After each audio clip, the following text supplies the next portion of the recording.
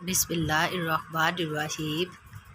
سیدنا سبحان رضی اللہ تعالیٰ عنہ فرماتے ہیں کہ میں رسول اللہ صلی اللہ علیہ وسلم کی خدمت میں حاضر تھا کہ یہود کا ایک بڑا عالم آ گیا اور کہنے لگا، اے محمد، آپ پر سلام ہو۔ اس کا یہ کہنا مجھ سے برداشت نہ ہوا۔ میں نے اٹھ کر اسے اس زور سے دھکا دیا کہ وہ گرنے لگا۔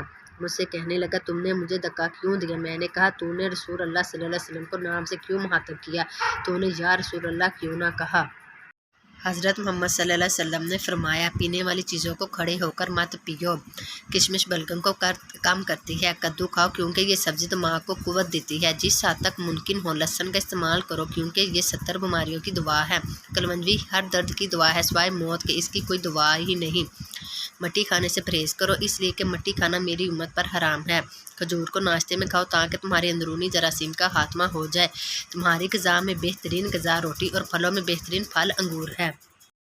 حضور اکرم صلی اللہ علیہ وسلم نے فرمایا، تمہارے حاکموں میں سے بہترین حاکم وہ ہے جن سے تم محبت کرو اور وہ تم سے محبت کرے، اور جن کے لیے تم دعا کرو اور وہ تمہارے لیے دعا کریں، اور بدترین حاکم وہ ہے جن سے تم بغض کرو وہ تم سے بغض رکھے، تم ان پر لعنت کرو اور وہ تم پر لعنت کریں۔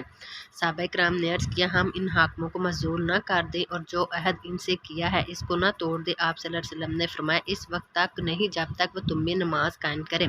خبردار، جو شخص تم پر حاکم بنایا جائے، تم اس کے ایسے فعل کو دیکھو جو اللہ کی نافرمانی پر مبنی ہے تو تم اس کو برا سمجھو مگر اس کے تائیں سے دستبردار نہ ہو۔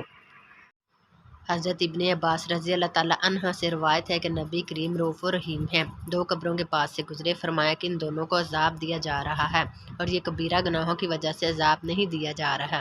پھر فرمایا، بلکہ ان میں سے ایک چغلی کہا کرتا تھا اور دوسرا پیشاب کی چینٹوں سے نہیں بچتا تھا۔